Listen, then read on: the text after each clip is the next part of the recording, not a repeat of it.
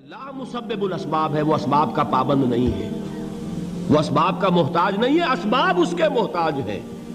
اگر یہ یقین ہے تو اللہ پر ایمان ہے، یہ نہیں ہے تو تمہارا ایمان اسباب پر ہے، وسائل پر ہے، ذرائع پر ہے، مادیات پر ہے، اللہ پر نہیں۔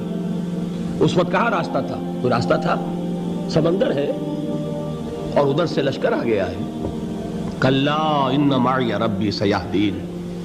اب دیکھیے ایمان کہہ دینا آسان ہے، ہوا معکم اینما کنتم، جہاں کہیں بھی تم ہوتے ہو اللہ تمہارے ساتھ ہوتا ہے، لیکن اس کا یقین قائم ہو جائے تو زمین و آسمان کا فرق واقع ہو جائے۔ یہی بات ہوئی حضور کے ساتھ۔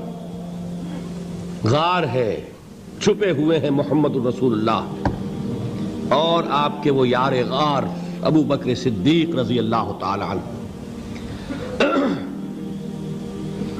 اقبال نے حضرت ابو بکر کی شان میں چند اشعار کہے صرف، لیکن واقعہ یہ ہے کہ بھاری بھاری نظموں پر اور قصیدوں پر بھاری ہے، طویل ترین نظمیں اور قصیدے ہوں ان پر بھاری ہے۔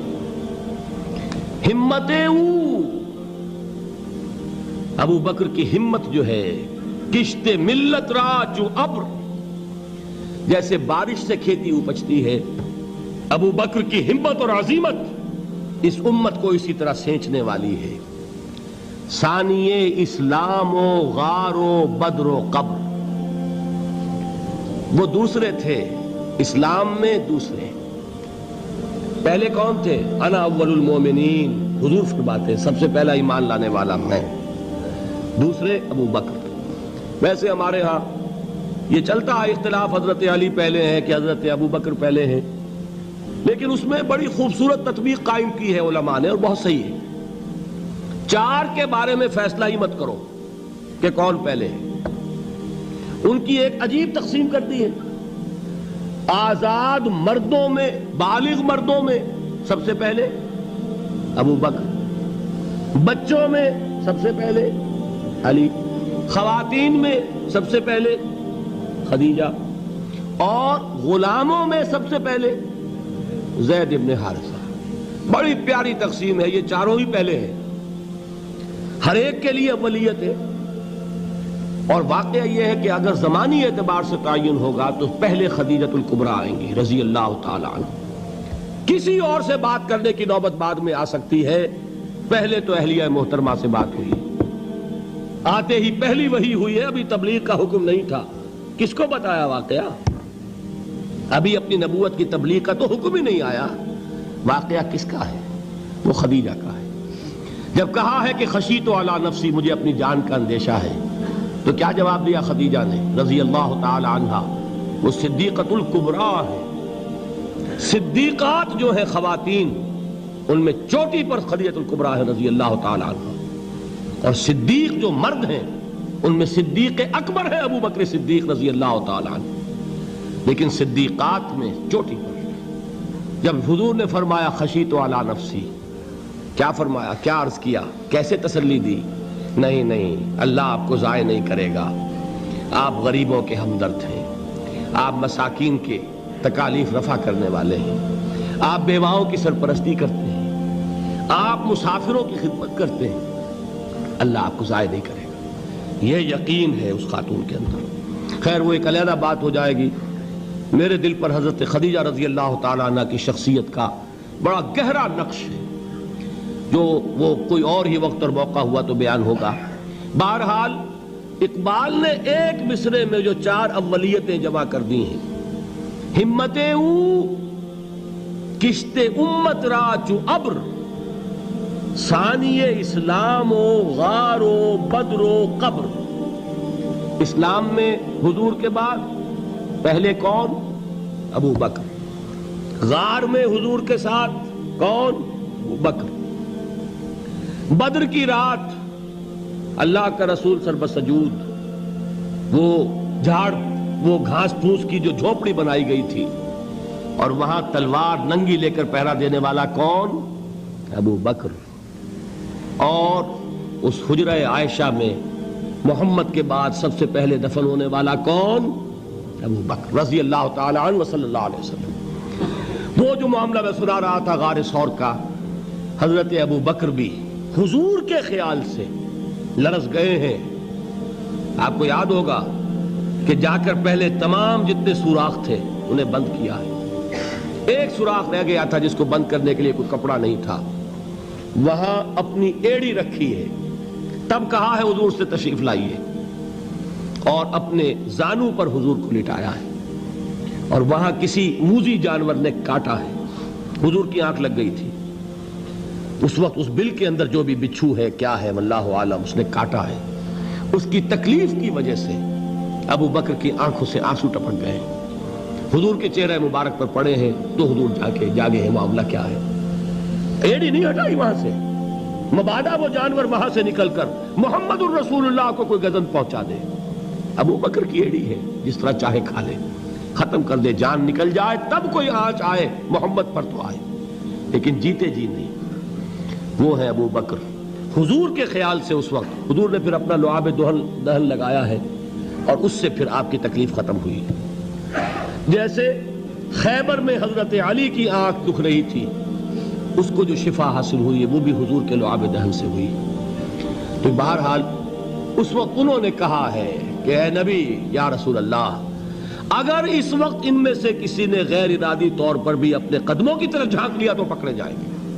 کیا جواب تھا اللہ کے رسول کا؟ لا تحزن ان اللہ معنا, اللہ ہمارے ساتھ ہے, کیوں گھبراتے ہو ابو بکر. یہ ہے ایمان باللہ, میرا مالک اللہ, میرا رازق اللہ, میرا محافظ اللہ, میرا مددگار اللہ, میرا پشت پناہ اللہ, میرا دوست اللہ. یہ دوستی ہے اللہ کی جو لب لباب ہے, حاصل ہے ایمان کا. اسی کا نام ولایت ہے. اولیاء اللہ کے سروں پر سینگ نہیں ہوتے. جس کے دل میں ایمان راسخ ہو چکا ہو وہی اللہ کا ولی ہے. جسے اللہ پر یقین ہو چکا ہے وہی اللہ کا ولی ہے. جسے یقین ہے اللہ میرے ساتھ ہے, میرا مددگار, میرا پشت پناہ, میرا ساتھی, میرا دوست, میرا محبوب, میرا محب. اللہ اہل ایمان سے محبت کرتا ہے. واللہ یحب الصادقین, ان اللہ یحب الذین یقاتلون فی سبیلہ صفا کانہم بنیان مرصوص. اللہ محبت کرنے والا, اہل ایمان محبوب, اور اہل ایمان محبت کرنے والے اللہ محبوب. والذین آمنوا اشد حبا للہ. آپ تصور کیجئے جسے یہ رشتہ ایمان یا رشتہ ولایت حاصل ہو جائے, الا ان اولیاء اللہ لا خوف علیہم ولا هم یحزنون. آگاہ ہو جاؤ, اللہ کے دوستوں کے لیے نہ کوئی خوف ہے نہ کوئی حزن ہے. اور میں بیان کر چکا تھا, خوف اور حزن کے خاتمے ہی کا نام امن ہے. زوال خوف, زوال حزن. یہ خوف اور حزن کیوں آتے ہیں بار بار؟ اللہ تخافوا ولا تحزنوا, دونوں آ گئے. الا ان اولیاء اللہ لا خوف علیہم ولا هم یحزنون, پھر وہی دو. وہ کیوں ہے؟ خوف ہوتا ہے کسی مستقبل کی بات کا, یہ نہ ہو جائے, وہ نہ ہو جائے, یہ نقصان نہ پہنچ جائے, یہ تکلیف نہ ہو, یہ غضب نہ آ جائے. خوف ہے مستقبل سے. حزن ہے یہ کیوں ہوا, یہ نہیں ہونا چاہیے تھا, یہ میرا فلاں چیز میرے ہاتھ سے جاتی رہی ہے, فلاں موقع نکل گیا, اب بیٹھے ہوئے ہیں اندر ہی اندر کڑ رہے ہیں, صدمہ ہے اور رنج ہے.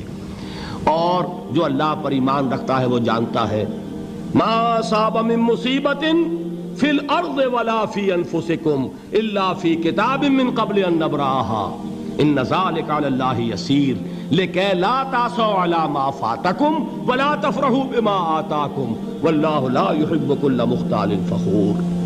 اس زمین میں یا تمہاری جانوں میں کوئی تکلیف, کوئی مصیبت نہیں آ سکتی سوائے اس کے کہ جو اللہ نے لکھ دی ہو, اس سے پہلے کہ وہ ظاہر ہو. جس کو یہ حقیقت معلوم ہو گئی اس کو یہ طرز عمل اختیار کرنا چاہیے. جو چیز چھن جائے, جاتی رہے, چھوٹ جائے, اس پر افسوس نہ کرو. کس نے چھینی؟ دوست نے. دوست کے فیصلے پر شکایت. دوستی کو بٹا لگا رہے ہو, سرے تسلیم خم ہے جو مزاج یار میں آئے. اگر دوستی ہے تو پھر تو تمہیں گردن جھکانی چاہیے کہ ہر چہ ساقی ماریخت عین الطافست, جو بھی میرا ساقی میرے پیالے میں ڈال دے اس کا کرم ہے. جو اس کی طرف سے آئے اس پر کوئی رنج نہیں, کوئی صدمہ نہیں, کوئی غم نہیں, کوئی شکایت نہیں, کوئی شکوہ نہیں. اور جو ہوگا وہ اس کے اذن کے بغیر نہیں ہوگا, اور اس کا اذن ہوگا تو یقیناً میرے لیے خیر ہی خیر ہے, چاہے وہ ناگوار شے ہو.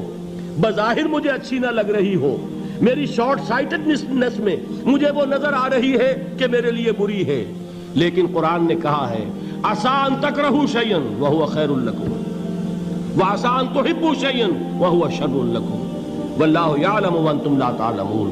ہو سکتا ہے تم کسی چیز کو ناپسند کرو درحال ہے کہ اسی میں تمہارا خیر ہو، اور ہو سکتا ہے تم کسی چیز کو پسند کرو درحال ہے کہ اس میں تمہارا شر ہو۔ اللہ جانتا ہے، تم نہیں جانتے۔ جب مجھے یہ بات معلوم ہو گئی، میں نے اپنا معاملہ اللہ کے حوالے کیا۔ سپردم بے تو مایا خیش را تو دانی حساب کم و بیش را، اے رب جو تو چاہتا ہے وہ ہو، تیرے علم میں جو شے میرے لیے خیر ہے وہ ہو جائے، میری کوئی پسند نہیں، میری کوئی چاہت نہیں، یہ ہے راضی برضائے رب۔ اکبر الہآبادی نے اسے کہا ہے رضائے حق پہ راضی رہ، یہ حرف آرزو کیسا، خدا خالق، خدا مالک، خدا کا حکم تو کیسا۔ جب میں آ گیا بیچ میں، میری پسند، میری مرضی، میری خواہش، میری چاہت، یہی تو شرک ہے۔ ما شاء اللہ کان وما لم یشاء لم یکن، جو اللہ نے چاہا وہ ہوا، جو اس نے نہیں چاہا نہیں ہوا، اختیار اس کا ہے، میرا تو نہیں۔ رضائے حق پہ راضی رہ، یہ حرف آرزو کیسا، خدا خالق، خدا مالک، خدا کا حکم تو کیسا۔ اقبال نے اسے کہا ہے فارسی میں، اب آپ کہیں اس کا ترجمہ بھی کرو تو وہ مجھے ذرا اس وقت کچھ بہت ہی بدذوقی کسی بات نظر آئے گی۔ جائیے پوچھئے کسی سے جسے فارسی آتی ہو، برو کشید ز پیچا کے ہست بود مرا، چے اقدہا کے مقام رضا کشود مرا۔ مجھے تو تمام پیچ و خم سے نکال دیا اس مقام رضا نے، میں راضی برضائے رب ہوں، جو فیصلہ اس کا میں اس پر راضی ہوں۔ تو کہاں کا حزن اور کس کا خوف، یہی زوال حزن اور زوال خوف، یہی ہے امن، یہ نتیجہ ہے ایمان کا۔ تو جان لیجئے یہ ہے لب لباب، یہ ہے حاصل ایمان کا، یہ ہے تو ایمان ہے، یہ نہیں ہے تو ایمان نہیں۔